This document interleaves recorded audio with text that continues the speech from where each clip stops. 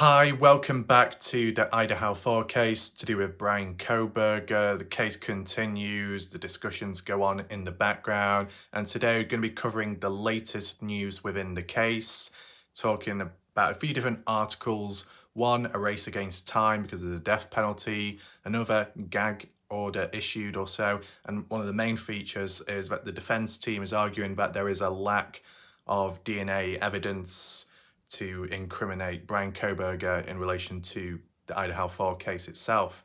So we're going to be reading through all those articles. We're going to be making sense of what's mentioned. And as we do go along, feel free to share your thoughts, opinions, and reactions in the live chat. If you want to fill in any grey patches or you want to correct any information which is poorly represented in the articles, feel free to do so. And as well, you can leave comments down below if you can't fit them all into the chat, right? And I guess what we can do is we go along at some point, I can share with you my thoughts and opinions of the dangers and the possibilities of what it could lead to and how others could be impacted down the line, right? So we don't need to check the comments out of the last Idaho 4 video because there was only one comment on that video and that was by me. So yeah, there's that. As well, if you haven't already checked out last night's video, an update regarding the Dylan Rounds case, bits and bobs findings, current situations, to do with the cadaver dog, to do with the hat found in Lucin. If you want to hear all about that, the Dylan Rounds case, latest updates, make sure to check out my last video from last night. A link will be provided down below in the pinned comment section, okay? So let's just head right into these articles and make sense of what's currently going on in the case. So the title of this first article reads, Bryan Kohberger's lawyers blast total lack of DNA evidence as judge issues 2 major rulings in Idaho murders case. Interesting title that. Lawyers, the defense side, resisting back, lack of DNA evidence. Even though there is some evidence that has been talked about, right? The knife sheath, the possible online activity. Interesting. Well, let's just read and see what's said. We've seen these photos beforehand. On the right are the victims. On the left is Kohberger. What do we have here? Bryan Kohberger's legal team has slammed a lack of DNA evidence linking him to the crime amid 2 major rulings by a judge. Kohberger's legal team claimed that no DNA belonging to the 4 victims was found in the suspect's room in a new filing released on Friday. So we're talking about yesterday, I assume, Friday. Wow. No DNA belonging to the 4 victims was found in the suspect's room. You assume suspect's home where he lived at. There's Kohberger. There's them. There's the house. Just go through the same photos as we've seen before. It reads, Kohberger is fighting 4 murder charges in the deaths of the 4 University of Idaho students who were found stabbed inside of their campus home last November. He maintains his innocence and is in custody preparing to fight the state of Idaho later this year. Little is known about pre-trial happenings in the case as the judge placed proceedings under a tight gag order that limits information available to the public. We might actually read a bit more about the gag order on the other article later on in this video. But the judge just filed a new ruling to loosen the gag order and has allowed cameras to remain in court for now, according to recent filings. Okay, interesting. Meanwhile, the defense is pushing back on the DNA mythology that linked their client to the horrific crime, new court filings reveal. DNA was recovered from the sheath of a military-grade knife, a K-bar knife, found near the victims' bodies at the murder scene. I think it might have been Morgan, in which the sheath was nearest to. And what we've seen previous in terms of the other articles is one of the victims fell onto the knife sheath because the knife sheath was partially under one of the persons, okay? Says, it was on the sheath that officials recovered a sample that was a statistical match to Kohberger, court documents allege. The defense now claims in its Friday filing that no DNA belonging to victims Madison Mogan, Kaylee Goncalves, Zana Knodel, or Ethan Chapin have been found in Kohberger's apartment, home, office, or car. Kohberger's lawyers argue that the state targeted their client without having sufficient evidence to do so. Rather than seeing it as some sort of complex tree building that led to him, it appears far more like a lineup where the government was already aware of who they wanted to target, the documents read. Rather than have the investigation done by someone blind to that face, the FBI chose to do it themselves.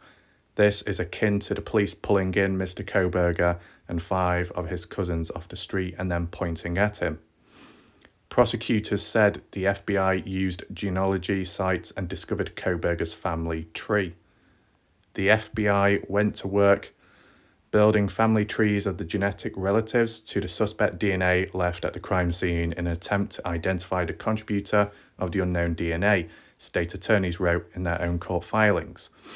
The FBI requested to investigate Kohberger and recovered a piece of trash from his family's home in Pennsylvania. Tree. By comparing the 2 profiles on the sheaf from the trash, investigators identified a male as not being excluded as the biological father of suspect, knife profile documents state. At least 99.9998% of the male population would be expected to be excluded from the possibility of being the suspect biological father. The 28-year-old maintains his innocence and declined to submit a plea at the hearing in May, which resulted in the judge entering a not guilty plea on his behalf. Kohberger's trial set for October the 2nd. Okay. What's he wearing there? Is that his prison attire or some kind of vest? Never seen that before. And in black. Shouldn't it be orange? Huh.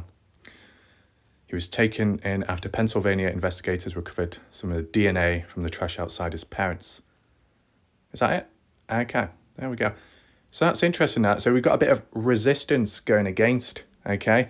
Even if the general public do strongly feel that Kohberger is guilty, and it seems to point all in that direction, obviously Kohberger's lawyers have to go against that because they want to defend their client. But all comes down to the amount and quality of evidence provided for or against, and with knowing that there is like an alibi somewhere and that there is other evidence out there to prove Kohberger's innocence, which I assume hasn't been handed over yet by the state and that's still pending, could it start slanting in the complete opposite direction in an unexpected fashion? Does anyone think that way? Well, speaking of that and the possible ticking time bomb, if you want to call it that, if we move over onto here, there we go, just activate the reader mode, it makes it a lot better to read. We've got another article which kind of ties in with this talk, and it's called Judgment Day for Idaho Murder Suspect. Prosecutors have 30 more days to decide to seek the death penalty against Bryan Kohberger. Now, within those 30 days, if that defense keeps pushing back and kind of trying to prove Kohberger's innocence and rule out that evidence going against him, and if other evidence can be brought in too, which provides his innocence and maybe an alibi as well, then technically the death penalty would be taken off the table and maybe Kohberger released. If Kohberger wasn't released but maybe charges were lessened or dragged on a bit, maybe the 30-day period of death penalty is just taken off the table. Different possibilities. It could go wrong, right? Just like with any case, it could go wrong. So you've got to try and get the best outcome. So I don't know why there is no images or why they're blurry, but nevertheless, we'll just read. It says the clock is ticking for prosecutors to decide whether or not to file a notice of intent to seek the death penalty for the 28-year-old suspect charged with the University of Idaho quadruple murders. Okay, so when it talks about the death penalty most likely by a firing squad, as it's been worded in past articles, at least one of the victim's family members are adamant for the death penalty to be put on Kohberger, and maybe the other family victims do too. But, and you can see here, decisions are still in the works, 30 days to do so. says a cheek swab taken from Bryan Kohberger, a criminology PhD student at Washington State University, is a statistical match to DNA evidence found at the Moscow crime scene where 4 students were murdered late last year, a court document shows. Now, despite reading it like this, where it says a cheek swab, DNA found of Kohberger on the knife sheath, does it quite mention it here? Not quite, maybe down below.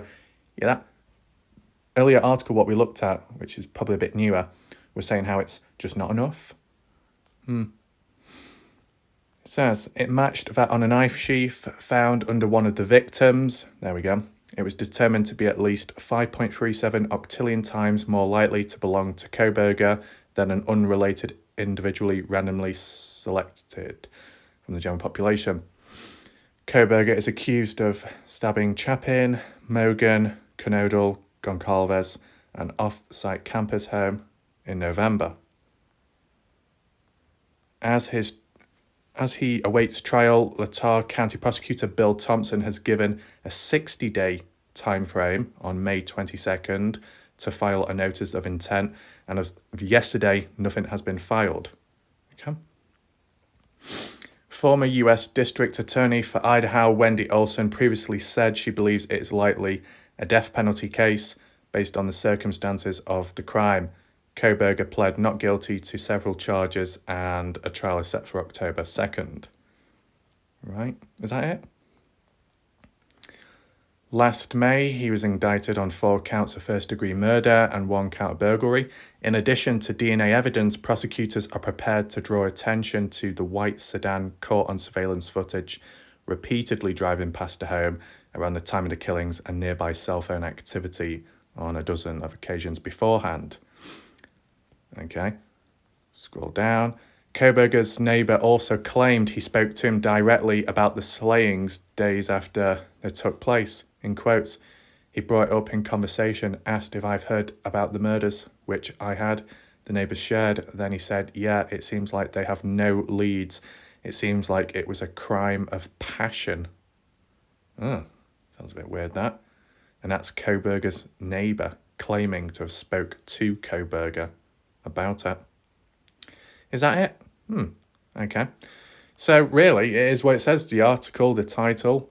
30 days left to make a decision. I assume after the 30-day period is up, if they haven't made a decision, maybe it's ruled out. Maybe. Depends what happens in between with like the evidence. Maybe we can just take a brief look at this other article to the Gag Order, see if it goes into any further detail compared to what we've already seen earlier on. Judge clarifies Gag Order in Bryan Kohberger's case, posted 10:24 p.m. June 23rd, 2023. Okay. Moscow, Idaho. The judge overseeing the case against the man accused issues orders clarifying a previous ruling. Kohberger charged with murder and burglary, deaths of 4 students, November the 13th, 2022 when it occurred. Kohberger has pleaded not guilty in the case. Well, wasn't it that Kohberger kept quiet and didn't say anything, maintain his innocence, and then the judge on his behalf had to plead not guilty or something like that? Judge John Judge, very interesting name, issued a ruling on June 23rd that journalists are allowed to interview family members involved in the case, but not lawyers. And then we've got a photo on the right-hand side, which is interesting, the way it's structured here. We'll read the caption. Bryan Kohberger enters the courtroom for a motion hearing regarding a gag order Friday, June 9, 2023 in Latah County District Court in Moscow, Idaho. A judge overseeing the case against Kohberger, charged with killing 4 students last fall, is set to hear arguments over a gag order that largely bars attorneys and other parties in the case from speaking with news reporters. Okay. Then on the left it says, the ruling comes after a motion to vacate the amended non-dissemination order was filed by a coalition of 20 media outlets, including Scripps News. The court insists that the non-dissemination order is not a gag order. It will, however, restrict attorneys directly involved in the case who are representing the party, witnesses or victims' families, and the agents for those attorneys, including law enforcement, from making certain statements about the case to media or the public. Judge also ruled that he would continue to allow cameras in the courtroom for hearings, but reserved his right to change the ruling for future hearings and the trial. Okay, maybe down the line when it gets a bit more important or a little bit more sensitive, it might get restricted in some way or another. Yeah, I mean, when you think of the Amber Heard Johnny Depp court case, the way that was covered online, live streams, everything, like almost full access, witnessing it all going on, people reacting to it, but that wasn't to do with true crime. It wasn't to that severity of seriousness and sensitiveness, if that's a word. So you can imagine in a case like this, completely different, down the line, some things might be restricted. And I guess it makes sense. The court says the ruling is intended to protect Kohberger's right to a fair trial under the Sixth Amendment. The talk about right to a fair trial, yeah, it seems like the defence team, the lawyers from Kohberger's side, are saying that there's not enough evidence to prove Kohberger is responsible for this case, that he does have an alibi, that the state is withholding key evidence which may support Kohberger's innocence, that things are being dragged out, delayed. So is it really a fair trial, or is it a bit one-sided? Kind of makes you think. We could do a poll right now, unless I've already done it. If I've already done it, that's fine. But if not, the poll can be up to this moment in time. Would you say that Kohberger has or is experiencing a fair trial, or is it slightly imbalanced in another direction? Let me know. More news, is that it? Wow. So that's it there. Right, what I'll do now, I'll just share with you my brief thoughts of the long-term impacts of this, okay? So if you was to fast forward into the future and let's say that there is no more evidence to incriminate Kohberger with this case and somehow he's released, found not guilty, what dangers can that pose later down the line to the general public? Well, I think it could be quite high, and maybe more people down the line could be impacted her in a similar way. You never know. I mean, I don't know if it always applies, but technically is Kohberger described as a serial killer? I think it normally involves killing more than 3 to 4 people or so, 3 or 4 people. Then you can fall under the category of a serial killer. But I think there's another condition, but it's got to be done over a span of time, not all in one day, but maybe over the course of weeks, a month or 2, maybe years. So I don't think that Kohberger falls under the category of a serial killer. But if for some reason he was able to be released, despite supposedly being guilty of the murder case of the 4 people, he could recreate it in some way, similar fashion, down the line when he's out and about walking around. Could he be more smarter in the future, knowing what to do and what not to do? Maybe. But whether he's smart or reckless, people can still get caught in the crossfire of it, whether it be collateral damage or like purely targeted, right? It's like once someone doesn't apply to everyone this, okay, just so people don't fall down the dark line or whatever and start resisting. But at times with certain people, maybe serial killers, once you get the odd kill or so, you don't stop from there. You continue. It's like you kind of experience it and you're like, whoa, I think I might do this again and again and again. Maybe it becomes an addiction to them. Maybe they get some pleasure out of it.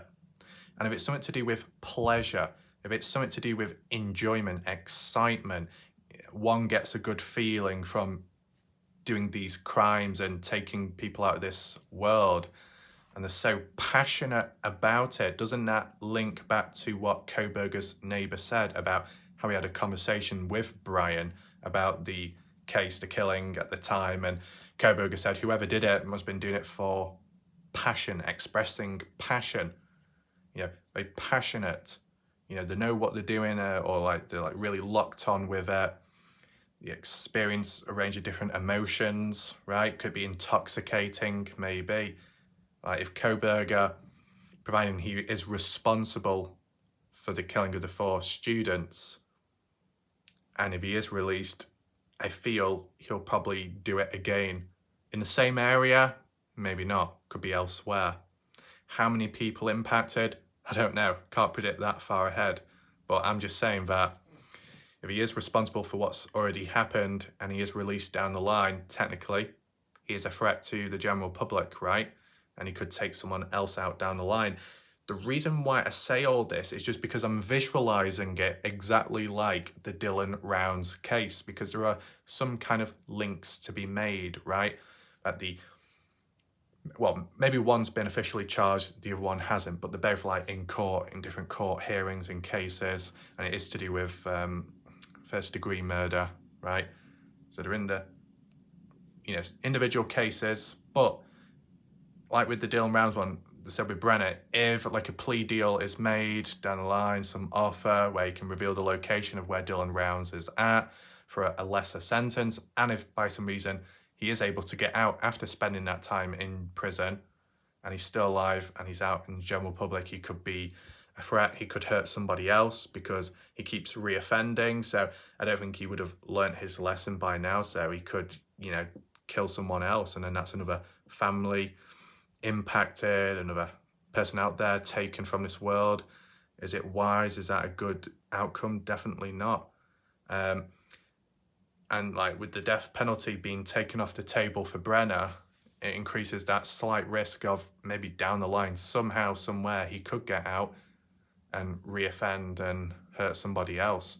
And it said in the court documents in the Dylan Rounds case, early days, I think it was like some kind of health assessment or just like take into account what his past history is like and his criminal record, that no bail granted, but he is deemed as a threat to the general public. That's how it's been officially worded previous.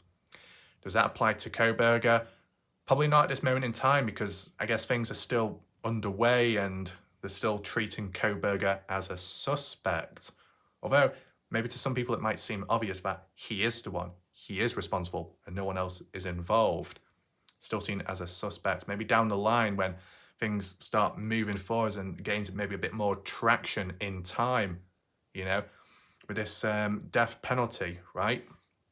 If you think about it, the death penalty may not be the best form of justice in some people's mindsets, right? To be locked up, to remain in jail, in prison for as long as possible, to rot away there, you can suffer more, and it's like more justice, make you think about what you've done after all that time. Whereas the death penalty, it's like just like the easy way out, right? It's not that painful and it's not dragged out, so you get that. But the only positive with the death penalty is it obviously wipes out the chances of that person being released in years' time, right? If they're dead, they're dead. They're not coming back in that sense. So in the case with Kohberger, because of his age, right, 28 years old, even if he did get sent down for a certain length of time, depending what the charges are in the end and if any of the evidence either is stacked against him or in his favour determines a certain outcome, a certain sentence, right? You've got to take that in mind as well. There's more chances for Kohberger to be released in the future than the likes of Brenner in the Dylan Rounds case, because Brenner is about 59 years old, approaching 60 years of age, right? And he's going to be sentenced for a fair bit, right? So by the time he might be able to be released or near to being released, he's going to be much older by then and not as dangerous. Whereas Kohberger, being younger, there's more chances down the line, right?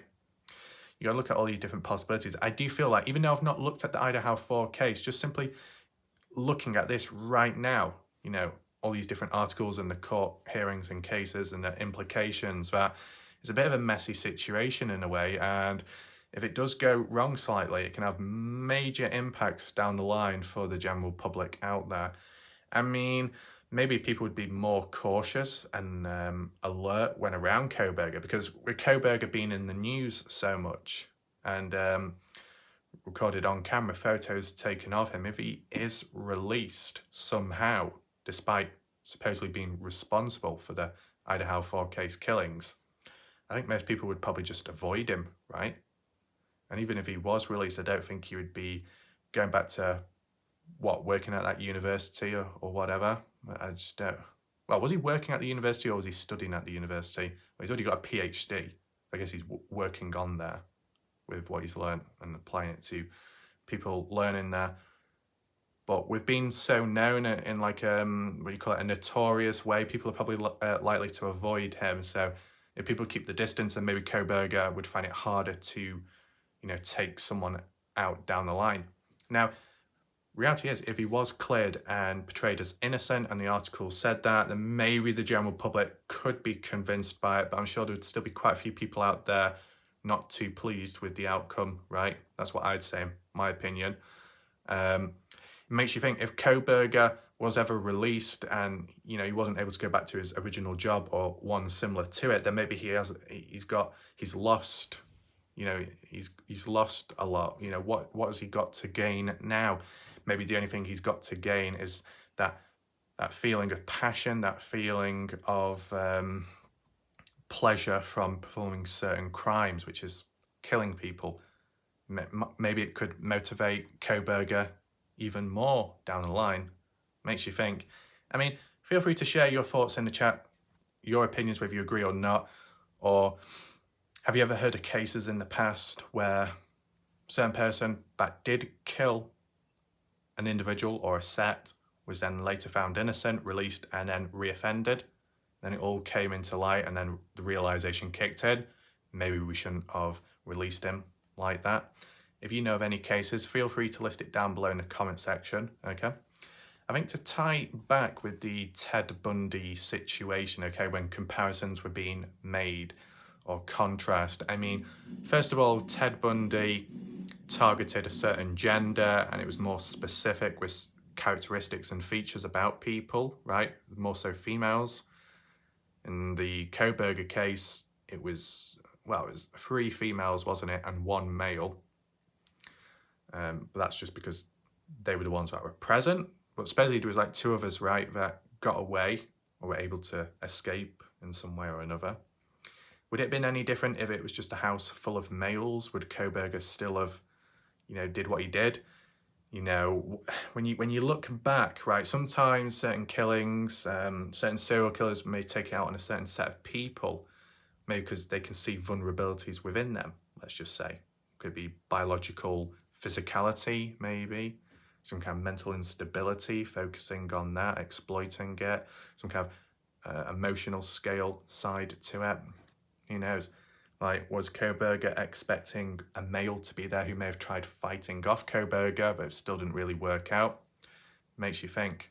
But still, returning back as well, with it saying that being in the Elantra and being kind of within the area, around the scene of the crime, the case, and maybe 2 days before it happening, if I'm correct in saying, scouting it out, as well as being online social media presence by Kohberger, linking to some of the victims involved. Was Kohberger really planning it out, or just trying to get a greater idea of an understanding of who was present in that area, in that building, so he knew what he was dealing with, and was it worth the risk or not? Maybe. When you compare it back to Ted Bundy, obviously Ted Bundy took out more people, and that was over a course of time. With Kohberger, it was all done in 1 day. So Kohberger isn't a serial killer by definition, but down the line, if released and he reoffended, did the same type of crime, then maybe he could be considered a serial killer, right? Now, obviously there's talks, rumours over time, the possibilities of, did Kohberger kill anyone else previous? If he did, then yeah, then he can be classified as a serial killer if he's already done past killings and time has elapsed since and he got away with it, yeah. Will it ever come into light? I don't know. Is there enough evidence?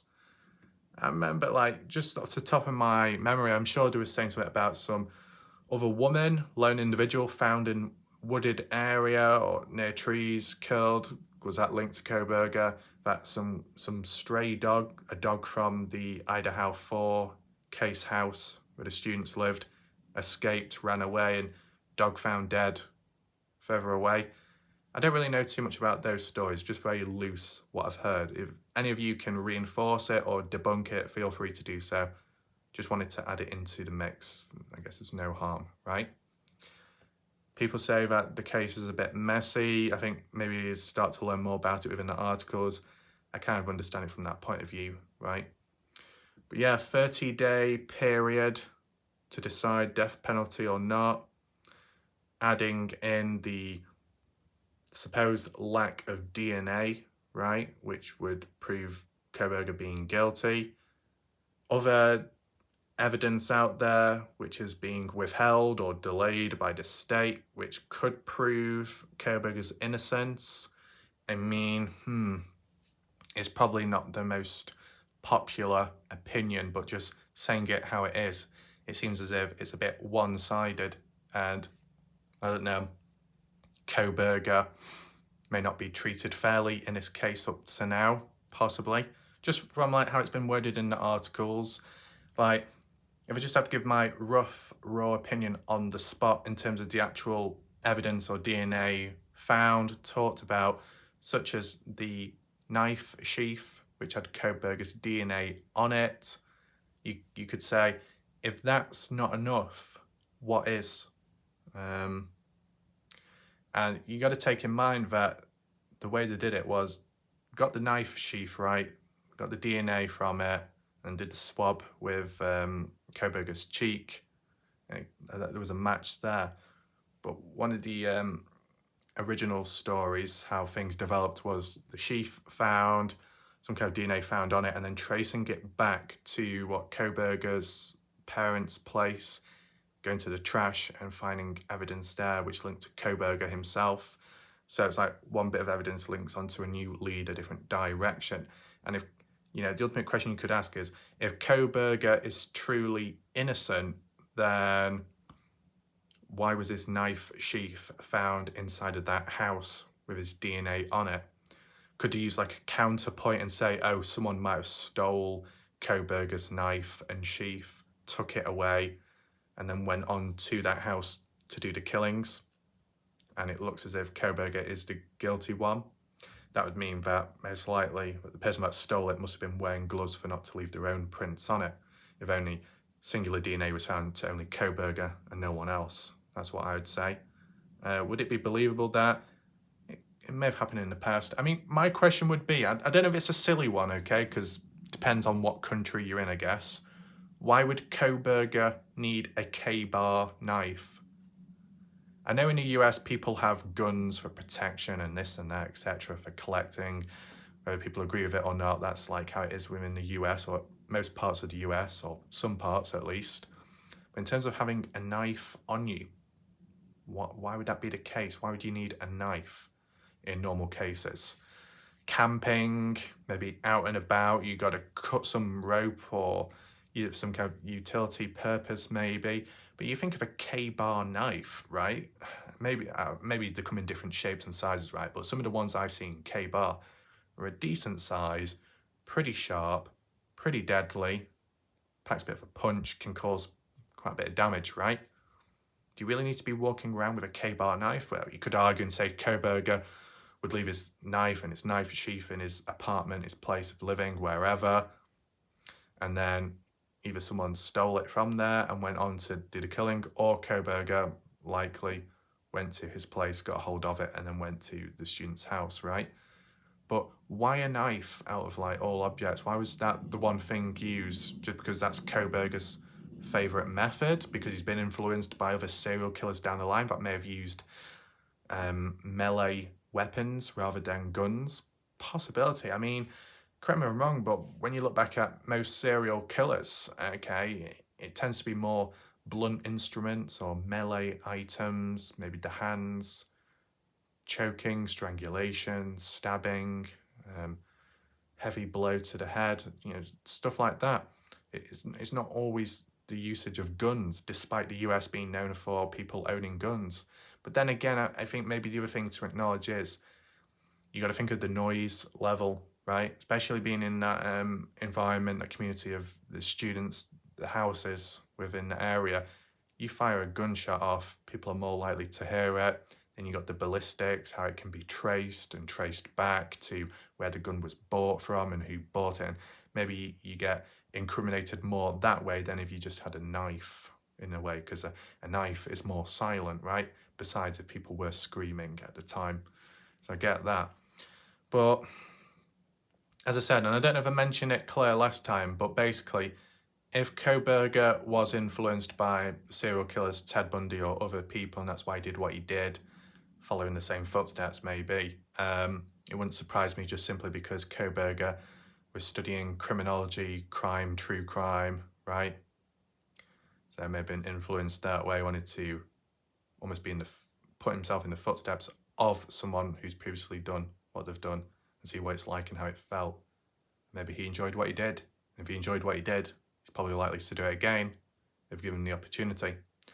So we just see how things play out within the court, how evidence is presented,